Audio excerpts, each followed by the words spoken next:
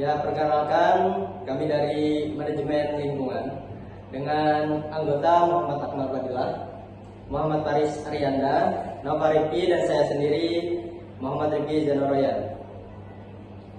Pendahuluan, perlindungan dan pengelolaan lingkungan hidup adalah upaya sistematis dan terpadu yang dilakukan untuk melestarikan fungsi lingkungan hidup dan mencegah terjadinya pencemaran dan atau kerusakan lingkungan hidup yang meliputi perencanaan, pemanfaatan, pengendalian, pemeliharaan, pengawasan, dan penegakan hukum. Persetujuan lingkungan adalah keputusan kelayakan lingkungan hidup dan pernyataan kesanggupan pengelolaan hidup yang telah mendapatkan persetujuan dari pemerintah pusat dan pemerintah daerah.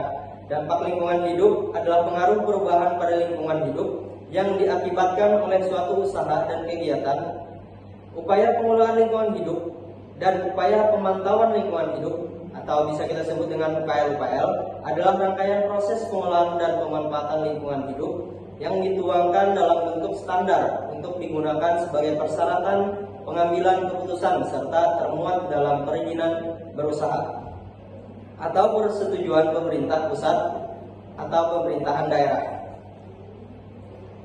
Fungsi UKL-UKL: A. Sebagai acuan dalam melakukan pengelolaan dan pemantauan atau lingkungan hidup suatu usaha dan kegiatan. B. Sebagai syarat untuk melakukan usaha dan kegiatan. C. Mendorong perusahaan dan pelaku usaha untuk mengimplementasikan upaya pengelolaan hidup secara proaktif dan memantau dampak lingkungan dari kegiatan mereka. Dampak dari kegiatan dan usaha ada gangguan kesehatan masyarakat, sampah domestik, potensi penyebaran faktor penyakit, penurunan kualitas udara, penurunan kualitas air, dan lain-lain. Dampaknya adalah penurunan kualitas lingkungan hidup diturunkan menjadi upaya pencegahan dan perlindungan sampai ke regulasi. Regulasi itu ada di Undang-Undang Nomor 32 Tahun 2009 tentang perlindungan dan pengelolaan hidup. 2 ada di Undang-Undang Nomor 6 Tahun 2003 tentang Cipta Kerja. 3 ada di Peraturan Pemerintah Nomor 22 Tahun 2021 tentang penyelenggaraan perlindungan dan pengelolaan hidup. 4 ada Peraturan Menteri Lingkungan Hidup dan Kehutanan Nomor 4 Tahun 2021 tentang daftar usaha atau kegiatan yang wajib memiliki AMDAL. Pengaturan integritas dan persyaratan kewajiban aspek lingkungan ke dalam perizinan berusaha, ada persetujuan lingkungan seperti AMDAL, UKL-UKL, dan SPPL. Persyaratan dan kewajiban aspek lingkungan diintegrasikan kembali untuk perizinan berusaha. Itu tertuang di semangat UU Cipta Kerja adalah penyederhanaan regulasi perizinan. Izin lingkungan tidak dihilangkan, namun tujuan dan fungsinya diintegrasikan ke dalam perizinan berusaha.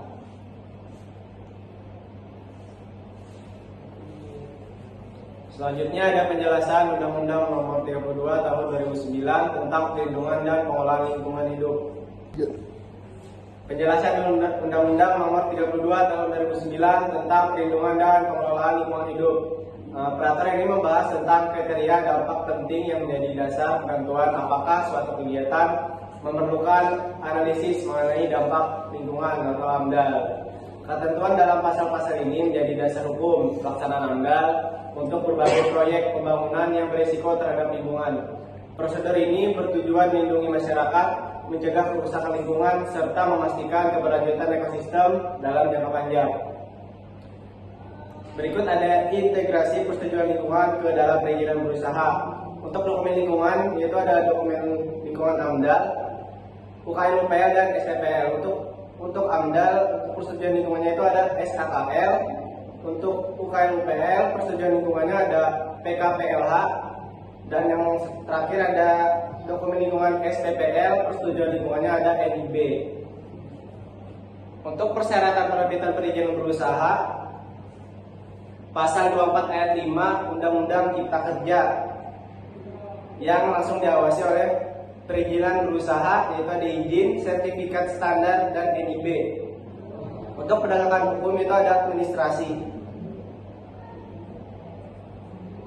Selanjutnya ada penjelasan Undang-Undang Nomor 6 tahun 2023 tentang Cipta Kerja.